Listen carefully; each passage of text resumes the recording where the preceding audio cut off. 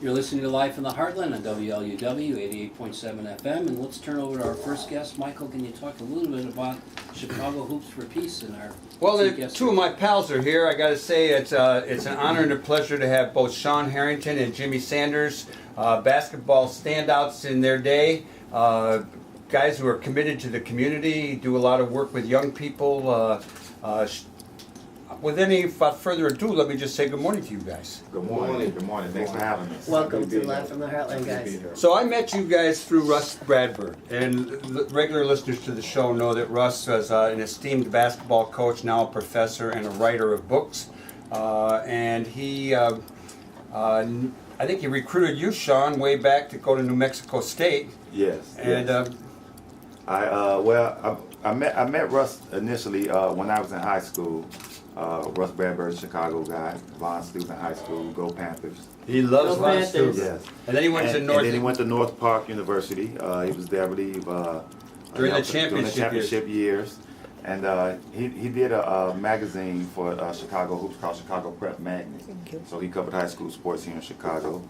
And I didn't realize that. He also judged talents around the world a little bit, right? Wasn't he a talent evaluator? Yeah, he did. Yeah, he did that around the country on the high school level when we were in high school. So that's how I initially met Russ Bradford. Then I went on to Menor Area Community College down in St. Louis, and he went on to UTEP, and then New Mexico State is where he recruited me to. So him recruiting me to New Mexico State, we already had a relationship prior to, which kind of eased me moving to the other side of the country. I reckon. That's a very different side of the Did you know country. Russ too, Jimmy?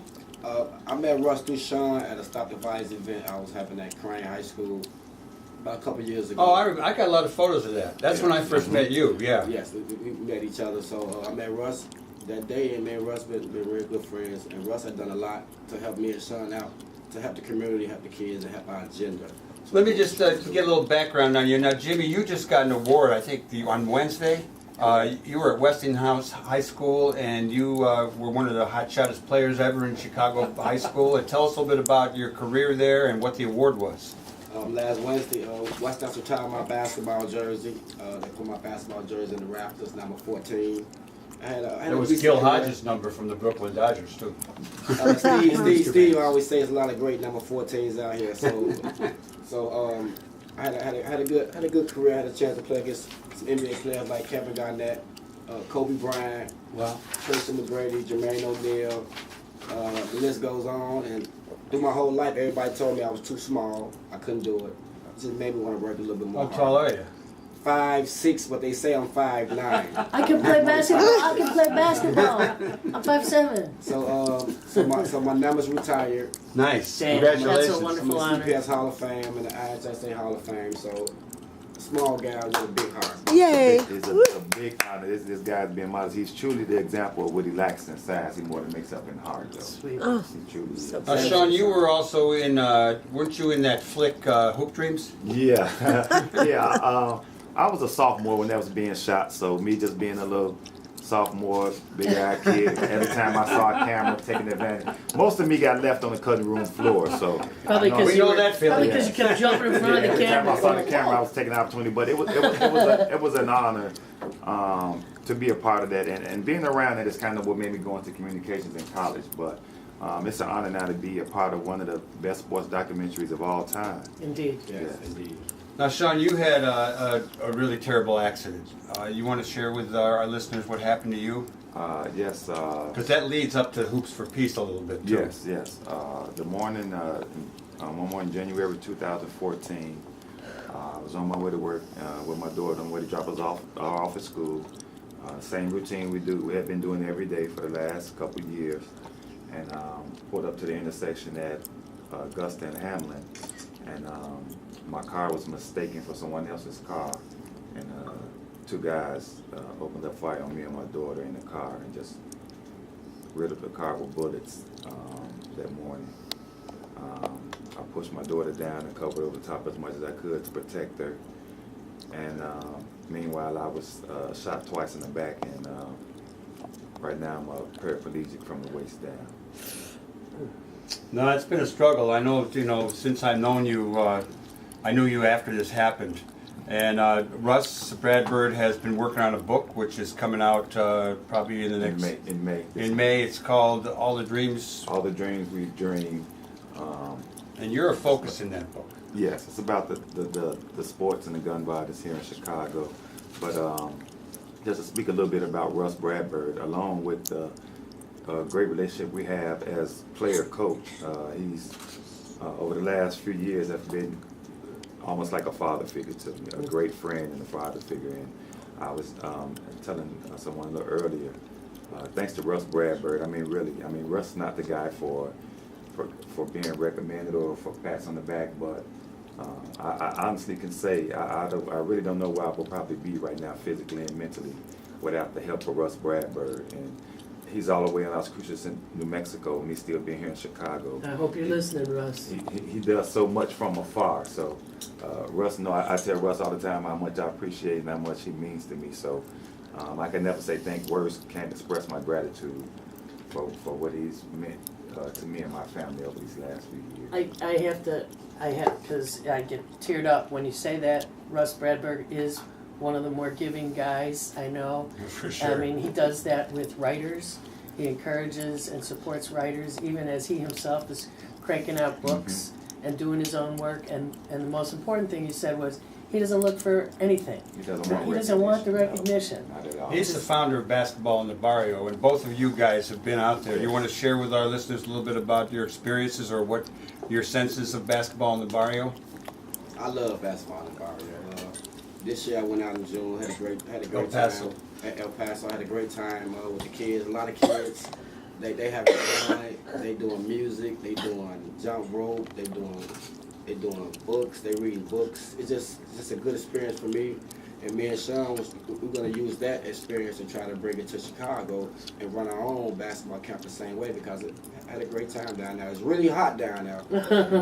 Yeah, it's great the things that they do. But that gym was air conditioned. Yes. They do. It involves a lot more than basketball. Right. Indeed. I know they teach a lot about the culture of being in El Paso, and like I say that.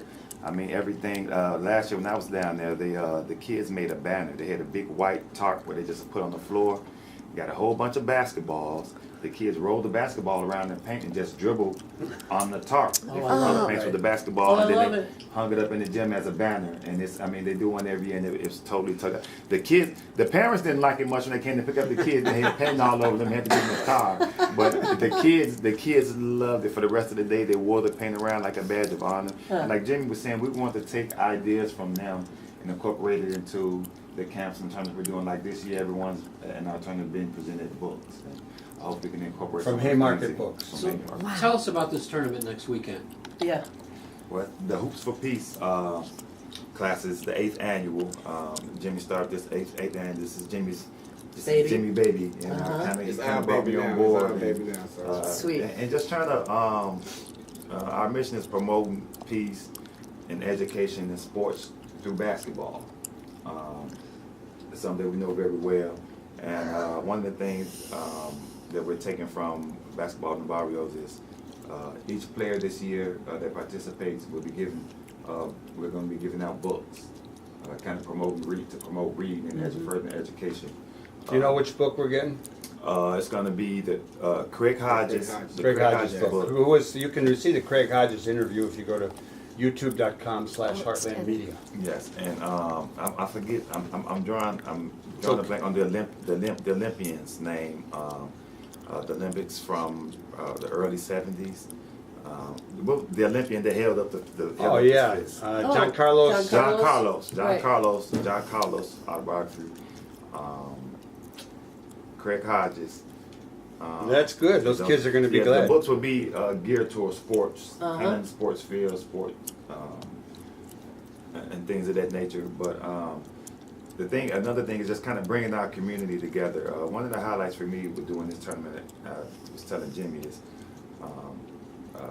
last year, a couple of parents met out in the hallway, And they hadn't seen each other in a while, and they were there greeting each other. And they, what are you doing here? One of the parents was there seeing their son playing for another school, another parent's son was there playing for another school. So the fact that, you know, they came and seeing each other at our event after not seeing each other for years, kind of rekindled a relationship. And that's kind of the things we want to do with our neighborhoods, and, you know, getting everybody back out. Because when we were playing high school basketball, you know, it was an event.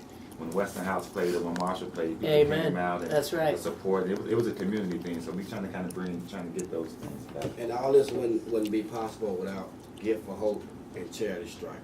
We're going to have Susan Cochran from Gift from Hope. She's going to be on right after you guys. Joining us She's sitting out shortly. there listening in. Yeah. Can you just briefly talk a little bit about the kind of plague of violence and how it's affected basketball on the West Side? Because, you know, more than one person who played ball has been shot, and there's a number of deaths. And I know that you were, Shawn, you were featured on the Brian Gumbo HBO feature. Yes. And there's also stories in the New York Times, etc. But tell us a little bit about what's going on the West Side. Basketball players used to be immune from getting shot, Correct. but it doesn't seem to be that way anymore. that's- Either of you guys. I'll both chime in. That was kind of what the piece was about. Kind of what was called a Hooper's Pass. Hooper's when me and Jimmy- Pass. When me and Jimmy came up playing basketball, we played basketball in every corner of the city, every playground, every park, from the north side, the west side, the south side. And everywhere we went, other than people knowing our names, reputation of us being basketball players when we got there, you know, you went out and as athletes, you kind of had that protection, like those are the athletes, basketball, football, baseball players. You know, you kind of leave those guys alone. But as you were saying, now those things have changed too.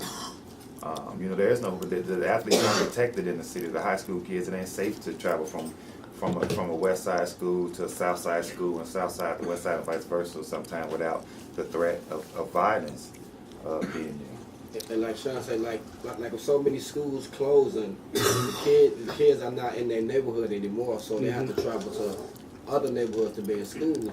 And the players used to be able to walk anywhere and play every day anywhere. But now the violence has got so much under control now. It's like nobody have a pass.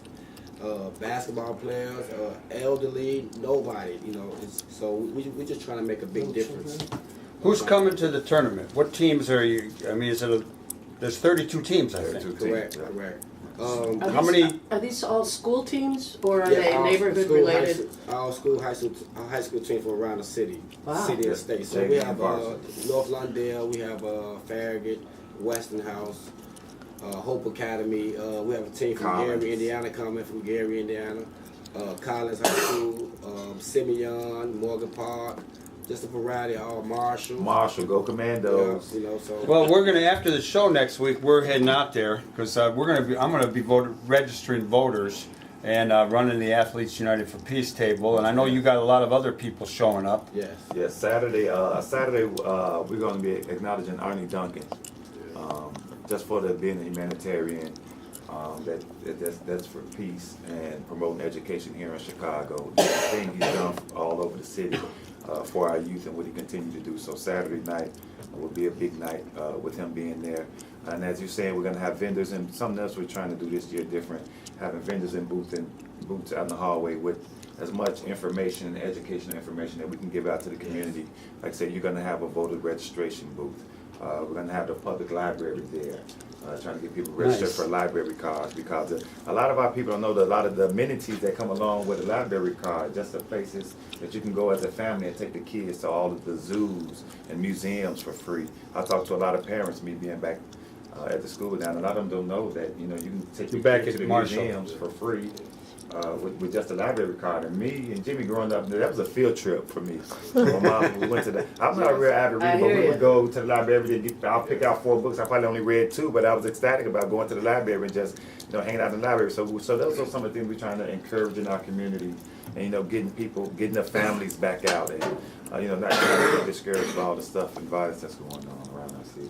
And also we're gonna have health and screening booths also.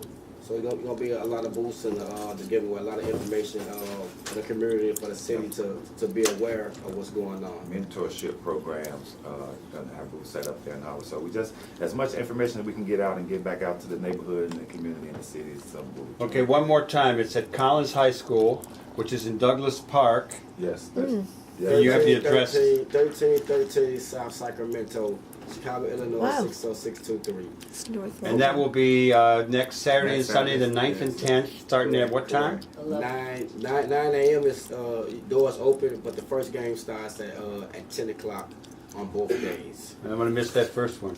We also have a website, hoopsforpeacechicago.org, also a Facebook page. And there's a Facebook page too, Athletes United for Peace. And we have almost 1,000 of your photos on there too. Woo! Yes, There's a lot more. of great photos. Yeah, a lot of great photos. I didn't know you had a From photo, man. all My the- daughter of 2 years ago. I really love. Awesome, I really love awesome. that Thanks so picture, much too. for that, Thank Mike. I got a picture of Shawn pleading with Mayor Emanuel not to close any more schools. Oh. And I guess I didn't get through to him that day. Thank you, Shawn Harrington and Jimmy Sanders Thank you from so much. Chicago Thank you all Hoops for for having us Peace. so much. Take it away, Noel. Thank you.